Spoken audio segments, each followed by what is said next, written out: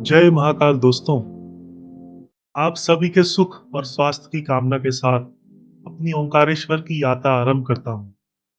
यात्रा उज्जैन महाकालेश्वर के नीलकंठ द्वार से शुरू होती है। मैं शेयर टैक्सी में बैठता हूँ और लगभग 143 किलोमीटर की इस पवित्र यात्रा पर निकल पड़ता हूँ।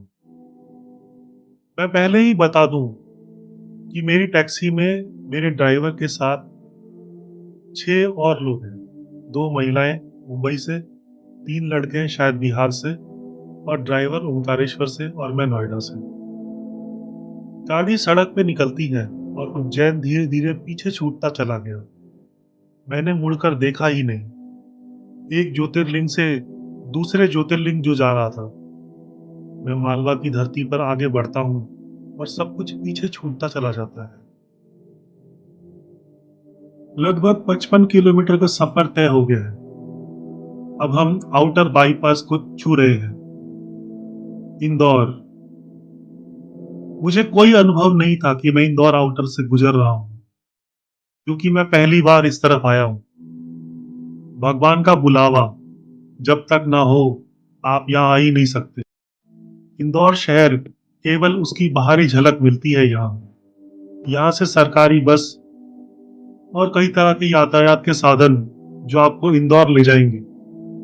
खैर, यहाँ से रास्ता सीधे ओंकारेश्वर की ओर मुड़ता है। हाईवे पर चलते हुए छोटे छोटे गांव और कस्बे दिखाई देते हैं। बरवाह की ओर बढ़ते हुए मालवा संस्कृति की झलक मिलती है। कभी कोई छोटा मंदिर, कभी कोई ढाबा, कभी खेतों में काम करते किसान, ढाबों पर चाय की खुशबू। घाट पे जो जाम है गाड़ियों का, और जिस तरह से घाट के मोड़, खतरनाक मोड़ है, उसके बारे में तो मैं आपको बताना ही भूल गया। यहाँ गाड़ी चलाना इतना आसान भी नहीं है।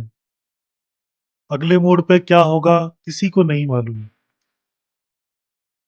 भीड़ भी है, बड़ी गाड़ियां भी हैं, छोटी गाड़ियां भी हैं, मोटरसाइकिल भी है। लेकिन रास्ता अगले मोड़ पर कैसा है, ये या तो अनुभवी ड्राइवर जानता है, या जो रोज चलता हो वो जानता है। कोई नया व्यक्ति यहाँ पर आए, उसके लिए थोड़ा सा असुविधा का कारण जरूर हो सकता है रास्ता। तीखे मोड़ों से होते हुए हम और करीब जा रहे हैं, और करीब जा रहे हैं। महादेव लेके जा रहे हैं।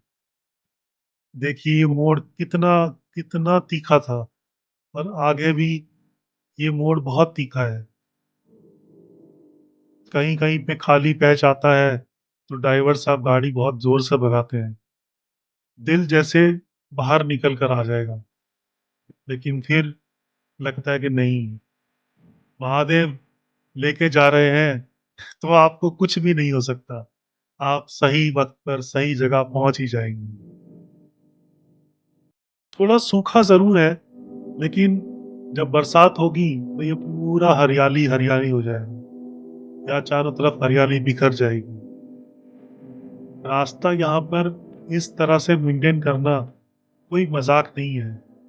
इतने ही लोग यहाँ दिन रात काम करते होंगे तो इस तरीके का रास्ता वो रख पाते होंगे।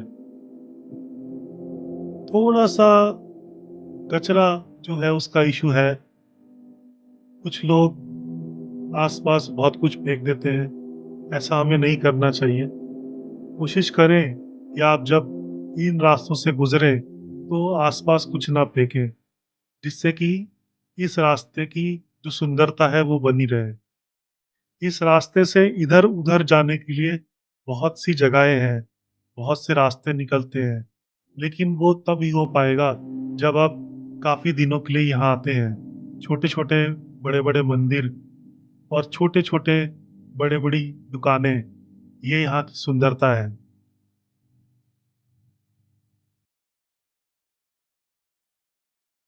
ऊपर आसमान नीला है और बादल छाए हुए हैं, लेकिन बरसात वाले बादल नहीं है ये। ये देखिए, ये देखिए किस तरीके से कंस्ट्रक्शन चल रही है। ये इन रास्तों को और सुविधाजनक बनाने के लिए यहाँ की सरकार ये सब बनवा रही है। जैसा कि मैंने पहले आपको बताया कि यहाँ पर सिंहस्थ कुंभ होने वाला है, इसीलिए इन रास्तों का निर्माण हो रहा है और इससे आगे आने वाले दिनों में तीर्थ यात्रियों को बहुत सुविधाएं मिलेंगी।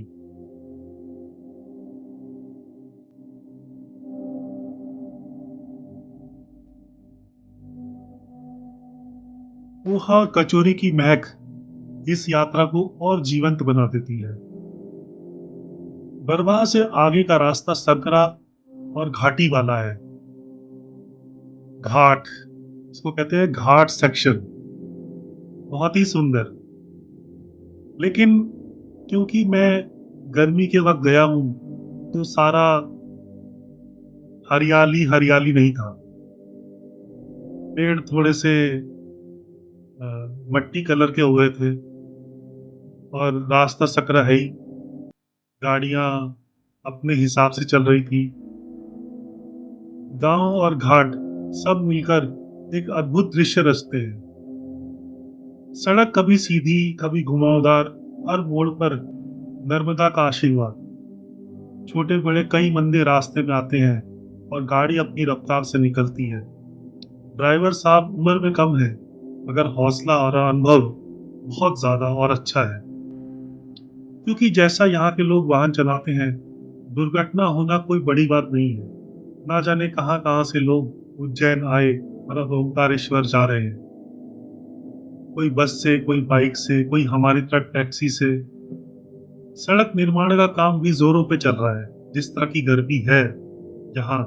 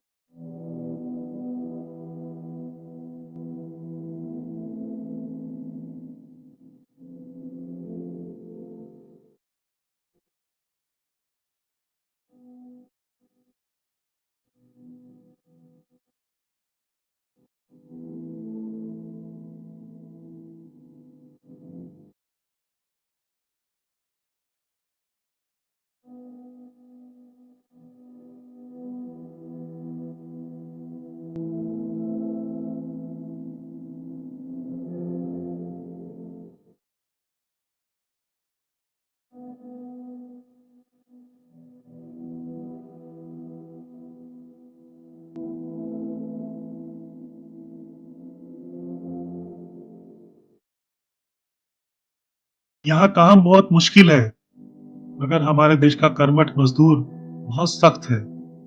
सरकार इस इलाके का कायाकल्प करना चाहती है, क्योंकि शायद 2028 में सिंहस्थ कुंभ स्नान है।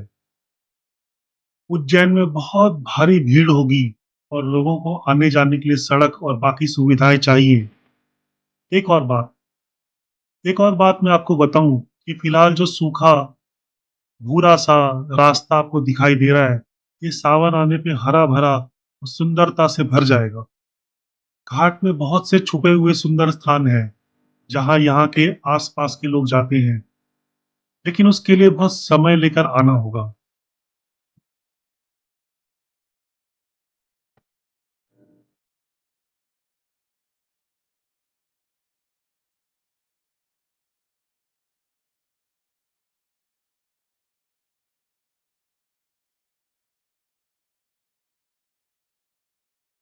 गाड़ी आगे बढ़ती ही जा रही है और महादेव के एक और ज्योतिर्लिंग को देखने की कामना मुझे खींच रही है।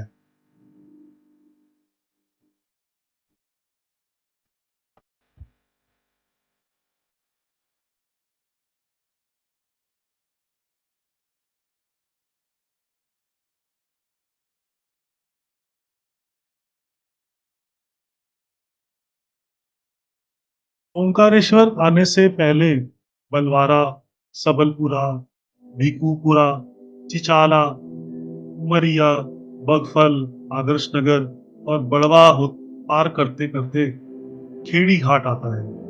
यहाँ माता नर्मदा के सुंदर रूप को आप देखते ही रह जाओगे। ये पुल पार करते हुए बिल्कुल नीला पानी आपको बहा ले जाता है।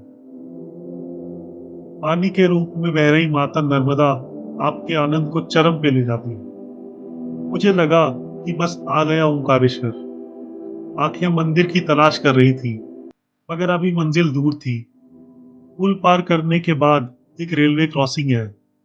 उससे थोड़ा आगे मोड़ तक का से एक मोड़ है। गाड़ी मुड़ गई। स्थापना होते हुए आगे बढ़ी और मंजिल पे पहुंच गई। जैसे जैसे ओंकारेश्वर के करीब पहुंचता हूँ, आस्था और उत्साह बढ़ता जाता है। मांधाता द्वीप आपको सीधा नजर नहीं आएगा।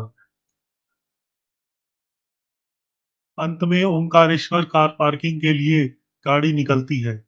काफी व्यवस्था और रास्ता बंद होने के चलते मैंने अपना वीडियो बनाना बंद कर दिया। यह यात्रा केवल दूरी तय करने के लिए नहीं थी। यह यात्रा आस्था और संस्कृति और प्रकृति का संगम थी। उज्जैन महाकालेश्वर से ओंकारेश्वर तक का ये मार्ग मुझे याद दिलाता है कि हर कदम पर भगवान हमारे साथ है। हर गांव, हर ढाबा, हर घाट इस यात्रा का हिस्सा है। करीब 4 घंटे का ये सफर जीवन भर की स्मृति बन जाता है। अगले वीडियो में आपको ओंकारेश्वर और माता नर्मदा के दर्शन फिर से करवाऊंगा। अभी के लिए हर हर महादेव। आप सभी से विशेष प्रार्थना है कि मेरी यात्रा अच्छी लग रही हो तो कृपया लाइक करें, कमेंट करें और सब्सक्राइब करें। सब्सक्राइब करना ना भूलें। आपका प्यार ही मेरी जीत है। ओंकारेश्वर महादेव से प्रार्थना है कि आप सब सफल हों और प्रसन्न रहें। हर हर महादेव।